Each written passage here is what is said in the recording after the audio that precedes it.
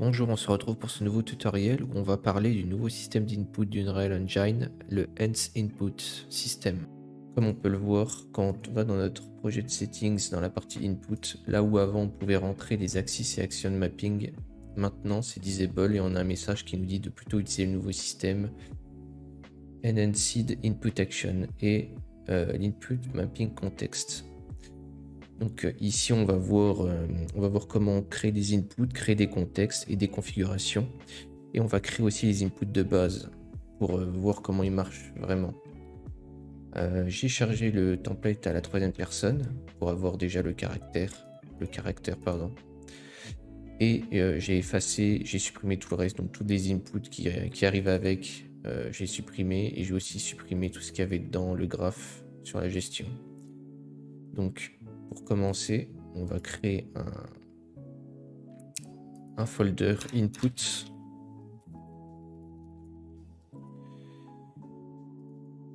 Et dedans, on va créer nos actions. Donc on va d'abord faire les actions simples. Donc sauter, regarder autour de soi et bouger. Donc on va dans input, input action. On va l'appeler IA move. On va en faire une troisième. On va dupliquer. Hop. F2 pour renommer. Look. Et celui-là, F2. Jump. Donc si on va dans jump, value type, c'est du digital boolean qu'on veut. Parce que c'est false ou true, soit on saute pas. Donc c'est bon. Pour look, il va nous falloir du axis 2D. Et pour move, il va nous falloir aussi du axis 2D. Alors le axis 3D sera plus pour des jeux, par exemple si notre personnage vole ou un jeu où on conduit un avion, etc. Le 3D sera pour ça. Le 2D, c'est que horizontal et vertical, donc c'est quand on bouge un personnage ou une voiture, etc. Donc là, nous, on veut du 2D. Voilà. Je vais sauvegarder. Ensuite, on va créer un contexte. Input Mapping Context, qu'on va appeler IMC Default. Voilà. Alors un contexte, qu'est-ce que c'est? C'est tout simplement une combinaison de touches actions selon un contexte ou thème particulier. Par exemple, pour nager dans un jeu, on va utiliser la touche C, qui servira à plonger, alors que hors de l'eau, quand on sera à pied, elle servira à s'accroupir. Donc on aura ici un contexte précis pour la nage, par exemple. Ensuite, default, on va ajouter notre jump, qui est un booléen. Pour la touche, ici, on clique sur le petit clavier, et ensuite on presse la touche qu'on veut. Donc la spacebar pour jump. Le reste, on n'a pas besoin pour cette action. Ensuite, look. Donc pour look, ça sera la souris. Donc pour la souris, on va dans mouse et on va sélectionner mouse XY 2D axis. Voilà. Et ensuite move, qui sera un peu plus compliqué. Alors on va avoir plusieurs touches. On va faire la première. Donc je clique Z pour avancer. Et on va voir ce que ça nous ressort quand on presse sur Z. Donc déjà là, il va falloir set notre contexte. Donc pour ça, il va falloir appeler notre contrôleur. Généralement, moi, je préfère set le contexte ou ma config de mapping dans le player controller directement. Mais là, vu que dans le third person, il n'y a pas de player controller directement, je le fais là. Mais en soi, je préfère le faire dans le player controller. Ensuite, on va récupérer le sous-système. Hop. Et on va regarder s'il est valide. S'il est valide, alors on va ajouter un contexte. Hop, on sélectionne notre contexte. Et voilà, on va appeler l'event begin play. Voilà. Ici, notre contexte est set. on va pouvoir appeler nos actions et déclencher le code qu'on veut par rapport à nos actions. Donc je disais move. Si je l'appelle ici, donc on voit bien move vu que c'est un 2D axis, ça nous retourne ici un vecteur 2D. Donc ce qu'on va faire, c'est qu'on va le print. On va l'afficher. Oups. Print string. On va le relier. Il nous fait la conversion en texte. Hop, trigger. Voilà, on voit bien que de base, ça nous retourne x1, y0. X étant enfin, sur les côtés et y devant, derrière. Donc voilà, donc axe 2D, x à 1, ça veut dire que je vais à droite. X moins 1, ça voudra dire que je vais à gauche. Y1, ça voudra dire que je vais tout droit. Y moins 1, ça veut dire que je recule. Donc comment faire ça vu que ici ça retourne 1 et 0. 1 pour X, 0 pour Y. Donc pour aller devant Z, il faudrait que Y soit 1. Pour ça, on va utiliser les modifieurs pour switcher X et Y avec un swizzle input axis values. Donc ces modifieurs, ils servent à modifier la valeur de base de notre input. Donc par exemple, dit zone pour une manette, ça va aider. C'est difficile à expliquer comme ça, mais en gros, c'est un peu la sensibilité de notre joystick avant qu'il bouge. Est-ce que je vais bouger mon joystick vraiment vers la gauche avant que ça bouge ou très peu, etc. En fait, c'est tout plein de modifieurs comme ça. Ici, on va utiliser swizzle input axis mapped, axis values pour switcher X et Y. Donc à ce moment-là, pour Z, quand j'appuierai sur Z, Y sera 1 et X sera 0. Donc c'est ce qu'on veut vu qu'on va tout droit. Ensuite, pour S, reculer, on veut la même chose, mais on veut que ça soit en moins 1. Donc on va rajouter en plus un negate. Et là, on aura moins 1 en pressant S. Ensuite, pour aller à droite, D, là, on n'a rien besoin de faire. Parce que c'est déjà X égale 1 au départ et Y égale 0. Et ensuite, pour aller à gauche, il suffit de faire un negate qui fera X moins 1 et Y 0. Voilà. Si on utilise une manette, il suffit juste d'ajouter vu que c'est 2D axis, il n'y a pas tout ce système. Ça se fait naturellement. Ensuite, ici, qu'est-ce qu'on va faire? On va split ça pour récupérer X et Y. Et ensuite, on va d'abord faire sur les côtés. Donc sur les côtés, on va ajouter un add movement input au trigger. Alors j'ai pas expliqué ces entrées-là. Donc trigger, ça s'exécute tous les ticks, donc ça se répète en fait. Mais un trigger aussi, il peut être calculé. Quand je dis calculé, ça veut dire que si on regarde ici, on a un espace trigger. Donc trigger, en fait, ça va en fait, on va pouvoir choisir quand notre touche se trigger réellement. Donc le cas le plus concret qu'il y a ici, que je peux expliquer, c'est le combo. Donc presser telle suite de touches va déclencher cette action. Ou alors hold, tenir la touche, presser la touche pendant, par exemple, 3 secondes. Et ensuite, ça va se trigger. C'est comme ça que ça fonctionne. Ici, on n'en a pas besoin, mais en gros, c'est comme ça que ça fonctionne. Et dernier point, isPlayerMappable, ça veut dire que si je coche, ça me dégrise ça. Et ensuite, je peux rentrer un nom, etc. Et ça veut dire que cette touche, si je sélectionne isPlayerMappable, pourra être changée par l'utilisateur dans le menu du jeu. Par exemple, aller dans Settings, assignation des touches, etc. C'est pour dire que cette touche peut être modifiée. Started, ça se déclenche une fois dès que je presse ma touche. Comme c'est marqué, occur that has begun trigger evaluation. Donc dès qu'on appuie, ça calcule le trigger. et ça s'exécute au début, quoi. Ongoing, c'est pendant. Cancel, c'est si c'est annulé. Et complete, c'est quand c'est fini.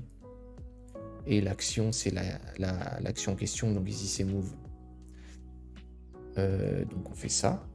Ensuite, pour aller sur les côtés, donc déjà sur les côtés, on sait que c'est X. On sait que c'est X. Il va nous falloir une direction. Donc pour récupérer la direction, on va récupérer le contrôleur rotation. Control rotation. Ensuite, à ça, on va split. Je vais essayer de ranger un peu mes nodes. Et il va falloir, par rapport à la rotation de notre personnage, savoir où est sa droite. Pour aller à droite, justement. Et du coup, il y a un truc qui s'appelle Get Right Vector. Get Right Vector. On va split aussi. Et pour ça, il nous faut le roll et le yo. Alors, roll et yo. Comment expliquer ça? Ça serait plus simple là-dedans. Ou si je le glisse là, tiens. Qu'est-ce que c'est roll, yo et pitch? En fait, c'est la rotation selon l'axe X, Y, Z, les trois axes. Donc, par exemple, yo, c'est ce truc-là. Donc, on peut le voir ici. Là, Z, si on survole, c'est marqué Z, yo. C'est la rotation autour de l'axe Z. Roll, c'est la rotation autour de l'axe X. Et pitch, c'est la rotation autour de l'axe Y. Donc en fait, pour savoir, pour aller à gauche ou droite, on récupère la rotation de notre personnage et on cherche le vecteur de droite, lui passant X et Z, donc roll et yo. Donc grosso modo, sa rotation comme ça, quoi. Et après, on saura où est sa droite avec get vector right, et avec X, on se dirige soit si c'est à 1 vers sa droite, si c'est moins 1 vers sa gauche.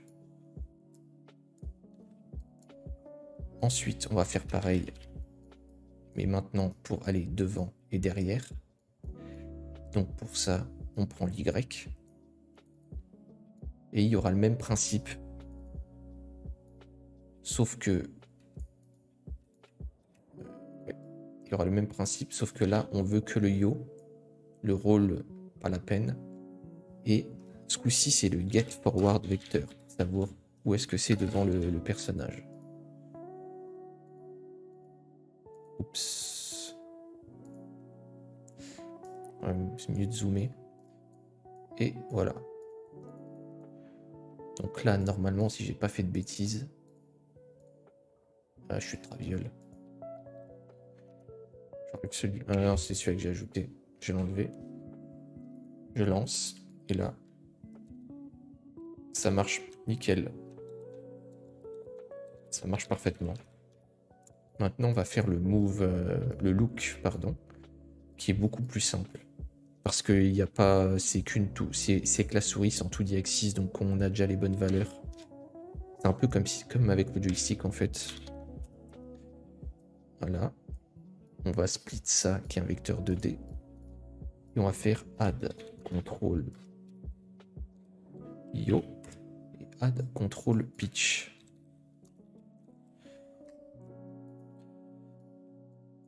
Yo étant, je vais le rajouter, yo étant comme on a dit la rotation autour de l'axe Z.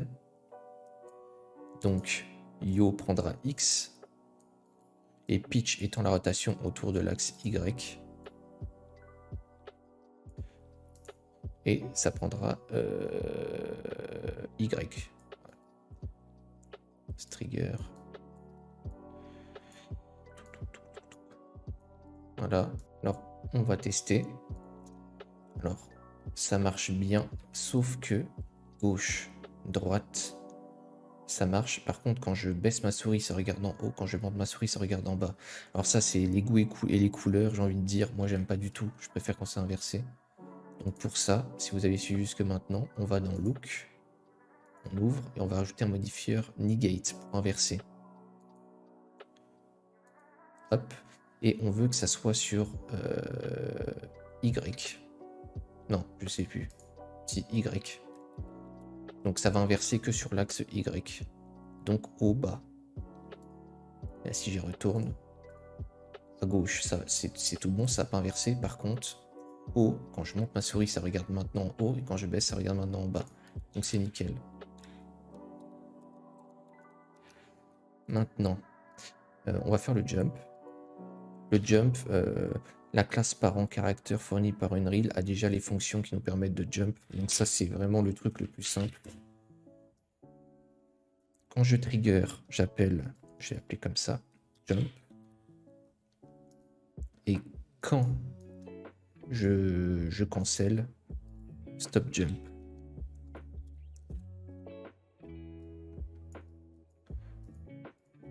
Voilà, si je cours, j'appuie sur espace. Alors, quand je maintiens espace enfoncé, il fait que sauter. Parce qu'on a mis jump sur le trigger, et le trigger, il s'exécute tous les X temps. Si on veut que ça se fasse qu'une fois, et qu'il faille appuyer à chaque fois sur espace pour sauter, il faut mettre sur started qui s'exécute qu'une fois. Là, si je reste appuyé, ça marche pas, il faut rappuyer à chaque fois. Voilà. Pour montrer un peu ce que je disais tout à l'heure sur les triggers, on peut montrer une démo facilement sur le jump du coup. Pardon, sur le contexte. Jump. Si je veux que maintenir ma touche par exemple 3 secondes avant que ça saute, on va rajouter un trigger, hold, et on va lui dire il faut maintenir 3 secondes avant de déclencher l'action. Et là on va bien voir la différence entre le start et le trigger. Hop. Comme ça. Et on va mettre un print. Hello. On va voir que print, ça va s'exécuter dès que je vais presser la touche. Et le trigger va s'exécuter au bout de 3 secondes. Donc là, je presse maintenant. Donc ça met hello. Et il saute maintenant. Voilà. Alors, si on veut, encore une fois, qu'il saute qu'une fois, il faut cocher is one shot. Et là, ça va se déclencher, mais qu'une seule fois. Donc là, j'y vais, je presse, il va sauter qu'une fois. Voilà.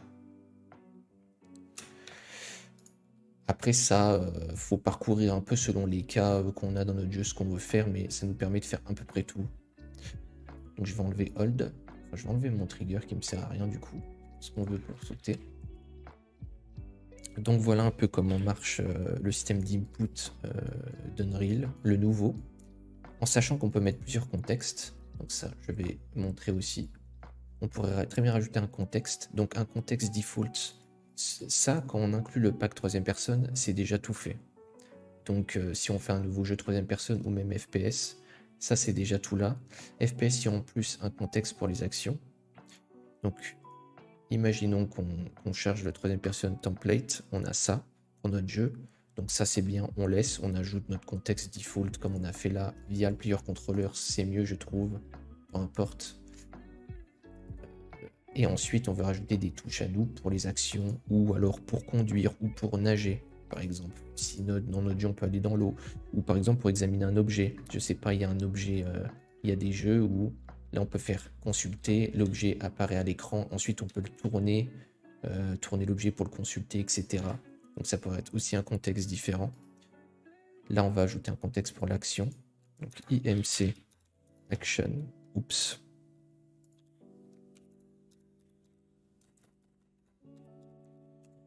Hop. Et on va... Oh, j'ai oublié de mettre un nouvel input. On va appeler IA interagir. Interact. Hop, toujours en booléen. Ensuite, action. Hop, on va choisir interact. On va mettre E. Voilà. Et on peut le charger ensuite. Add contexte. Action. Et là, ouais, bien montré, je vais faire un print quand je clique là-dessus. Interact. print, action. Hop, et quand j'appuie sur eux, ça fait bien action. Ensuite, en sachant qu'on peut, avec ça, on peut très bien remove mapping context. Donc en fait, selon où on va dans le jeu, si on rentre dans un véhicule, on peut ajouter ou supprimer un contexte, changer les touches par exemple. C'est à ça que ça sert. Moi, j'aime pas ajouter des contextes comme ça, c'est-à-dire les uns après les autres. Je préfère faire une config input player mappable input config. Je sais pas trop comment on peut l'appeler. Je vais mettre config là pour l'exemple. Et en fait, dans cette config, on va carrément ajouter tous nos deux contextes. Voilà, c'est un par un, pardon. Default. Et ensuite, action. On peut aussi leur mettre une priorité. Donc, default en priorité, 1. Et action en second. Ensuite, il faut absolument donner un nom. Donc, on va faire config, default config.